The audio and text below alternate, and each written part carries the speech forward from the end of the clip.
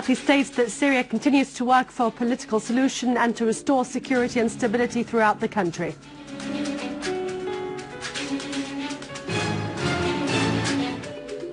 Al-Moallem tells the Indonesian and Lebanese foreign ministers that Syria supports the Geneva conference.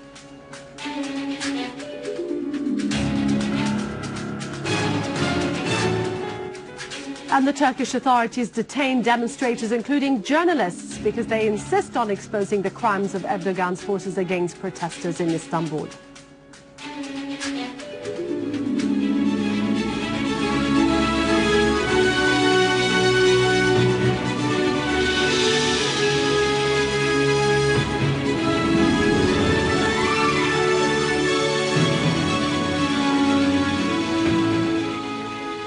Good afternoon, welcome to our news bulletin. I'm Dania Nizam.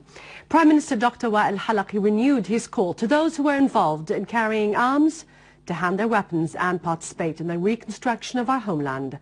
The Prime Minister pointed out in a meeting with the Popular Activities Delegation from Dar'a Governorate that Syria is heading to the political process and the return of security and stability on all its lands to practice the political, economical and social life in a united, renewable and democratic Syria as land and people.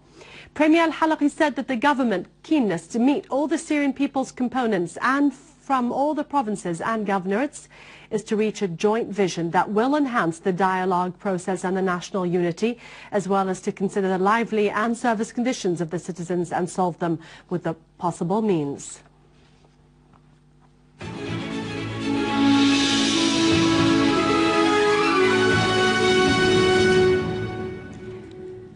Prime Minister Dr. Al-Halaqi asserted that the UN Security Council Resolution number 2118 about Syria is in line with Syria's declared attitude of joining the agreement forbidding chemical weapons. That is why Syria welcomed this resolution. In an interview with Al-Manar TV station, he said the resolution was the result of dialogue, contacts and several meetings between Russia and America. Syria will continue to abide by this resolution and to work for what it has been calling for several years, which is to empty this region of all weapons of mass destruction. Syria will cooperate with the UN because it believes that such weapons would be used only in cases of despair and breakdown. Syria would never reach such cases because it is advancing towards victory. The Foreign Minister Al-Moallem asserted that Syria is ready to go to Geneva and to open dialogue with the national opposition. However, Syria will never surrender authority to anybody. In an interview with the Sky News TV station, Mr. Al-Moallem said the Geneva conference could set up a political program and work document that would be the subject of popular referendum. The Syrian people are authorized to determine their own future. He stressed that any solution that is rejected by the Syrian people could never be implemented. The ability of the Geneva conference is based on finding a real solution. The Syrian government is ready to hold dialogue with all the opposition parties licensed in Syria. The national opposition may differ with the government about certain questions and seek a solution through dialogue and through participation in a government of national unity and in parliamentary elections. Al-Moallem added that the West depended on a Doha coalition, which is rejected by the Syrians after it called upon the US to wage aggression on Syria. There is a national opposition inside Syria which has not been contacted to join the Geneva conference. Al-Moallem condemned the party that was formed in Doha to call for attacking its own people. Yet the Americans and their agents consider this party as the only representative of the opposition. Al-Moallem added that the crisis could move towards solution if the US and the other countries that intervene in Syria were to change their intentions and were to support the international agreement that approved the UN Security Resolution 2118. America and its allies should also stop financing and arming the terrorist gangs. He pointed out that the UN mentioned the middle of next November as the time of the Geneva conference. However, it has not given a pinpoint date yet. He said President Assad is Syria's elected leader until the time of the next presidential elections in the middle of next year. Nobody could doubt his legitimacy. He added that Syria joined the agreement forbidding chemical weapons. Regardless of the UN Security Council resolution, Syria is serious about carrying out its commitments to this agreement. Syria hopes that the approval of the said resolution in the Security Council would pave the way of non-interference of the Western countries in the internal affairs of other states. It is unreasonable that the American army should fight terrorism in Afghanistan and support terrorism in Syria. Security Council resolution should open the way of changing the American policy concerning the combat of terrorism in Syria. Mr. Al-Moallem asserted that chemical weapons can be compensated by other deterrent weapons that are not internationally forbidden. Giving up this weapon came after terrorist gangs used chemical weapons. This made the Syrian government consider the danger from the angle of the necessity to protect the Syrian people. The Russian initiative about chemical weapons in Syria was discussed in the 20 summit, where President Putin conveyed it to American President Obama. Russia gave the UN the proof and evidence which Syria offered to show that the terrorists used chemical weapons. However, no UN official had expressed an opinion about this. On the other hand, Mr. Al-Moallem told the Russia Today English TV channel that the crisis in Syria would be solved within a few weeks if the Western countries and their agents in the Gulf stopped their support for the terrorist groups. As long as the US, Europe and some Gulf countries continue to support the terrorist groups, the crisis will continue. In the current session 68 of the UN General Assembly, Foreign Minister Walid Al-Moallem gave his Indonesian counterpart Martin Natlegawa information about the dimension of the plot against Syria. He asserted Syria's support of the Geneva II conference in order to find a political solution for the crisis. The Indonesian Foreign Minister expressed Indonesia's keenness to preserve Syria's security, stability and future. He stressed the depth of relations between the two countries, asserting that Syria's future could only be determined by the Syrian people away from any foreign intervention. He also welcomed Syria's joining the agreement forbidding chemical weapons. Mr. Al-Moallem also met the Lebanese Foreign Minister Adnan Mansour. They talked about developments in the Arab region and stressed the necessity of finding a political solution for the crisis in Syria. Mr. Mansour affirmed the rejection of any foreign intervention in Syria's internal affairs and the necessity of preserving its security, sovereignty and stability.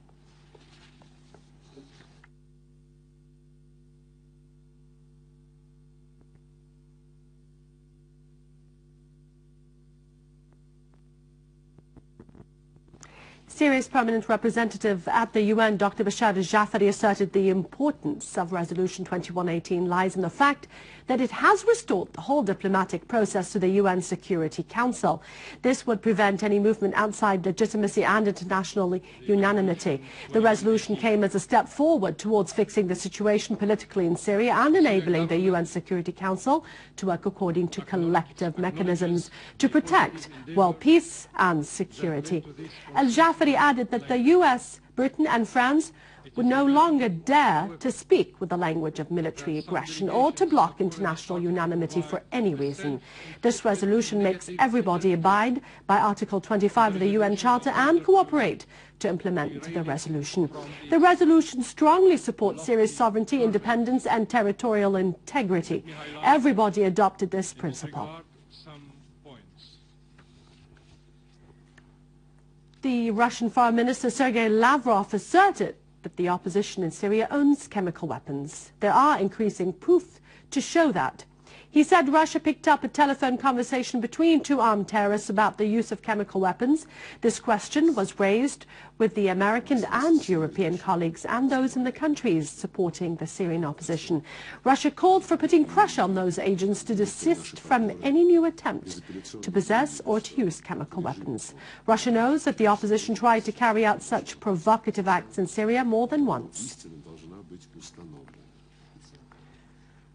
Iranian Deputy Foreign Minister for the Arab and African Affairs, Hussein Amir Abdullah, stressed that Iran will use the recent convergence with the West, especially the United States, to solve the Syrian crisis. Abdullah said that Tehran's stand is firm and clear concerning Syria, stressing from the beginning Iran is with the political solution to the crisis as the new government in Iran doesn't change from the same track. Iran is calling to activate the political process and to work for stopping the violence and supporting the armed men with weapons in Syria. Abdullah considered that the whole region is suffering from the repercussions of the events in Syria because what is happening there led to the existence of the extremists in the neighboring countries. As the discussion nowadays are very clear about the existence of al-Qaeda members and extremists gathering in Syria, expressing his sorrow regarding some sides and regional international powers' support to the change of the Syrian government for their own benefits. He warned that the consequences of any change in Syria will reach all the states in the region.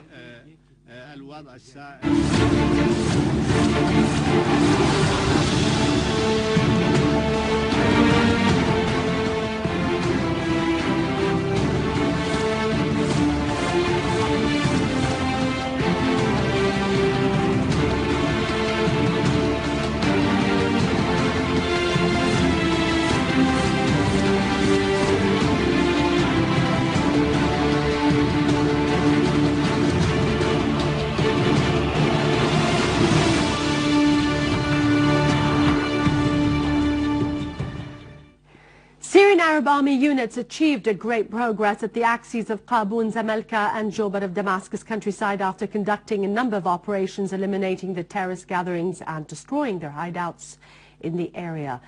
Syrian Arab Army units maintained control over an area of 1.5 kilometers of Al-Qabun industrial area towards Zamalka from the side of the southern highway, separating the terrorist groups and cutting off the roads of supplying them with weapons and ammunition on the roads linking between Zamalka, Jobar and Arbin. The source added that a tunnel used by the terrorists was found in Jobar neighborhood, stretching at a length of 150 meters and a height of 1.3 meters, starting from an old traditional house into the graveyard of the neighborhood. Also, a number of 10-meter long tunnels were found under the main street containing anti-tank explosive devices. Their weights range between 30 and 40 kilograms. The source pointed out that different kinds of weapons were also found as they were left by the terrorists who were killed at the hands of Syrian Arab Army soldiers.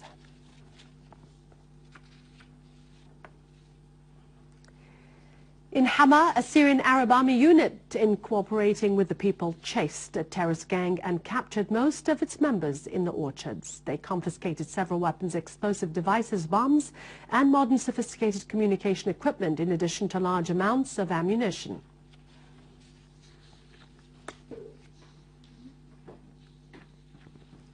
The involvement of Erdogan's government in the terrorist acts in Syria was clear to the whole world. It necessitated the call by a Syrian UN representative during the Security Council meeting to abide by the UN resolution on Syria number 2118 and to stop supporting terrorism. The involvement of the Turkish government in supporting terrorist groups who belong to Al-Qaeda is no longer a secret. The Turkish newspaper Yort asserted that Erdogan's government has given the terrorists special vehicles to carry them across the border into Syria in an open way. Those terrorists belong to the so-called al-Nusra front. The paper said the vehicles were given to the terrorists on both sides of the borders with Syria, particularly in Al-Rihaniya. The terrorists crossed into Turkey and were seen by everybody. The paper correspondent Omar Odamish warned that this situation paved the way for the terrorist actions. The vehicles smuggle both terrorists and weapons across the border before the eyes of the Turkish soldiers. All states have to abide by this resolution. All states, including those neighboring countries of Syria who are providing haven and supporting the terrorists and the armed groups into my country. So the Turkish government, the Saudi government, the Qatari government, the French government, the American government, the British government are all held accountable in accordance with this resolution. And they should all abide by this provision. Erdogan's police went too far in repelling those who opposed the policies of the Justice and Development Party.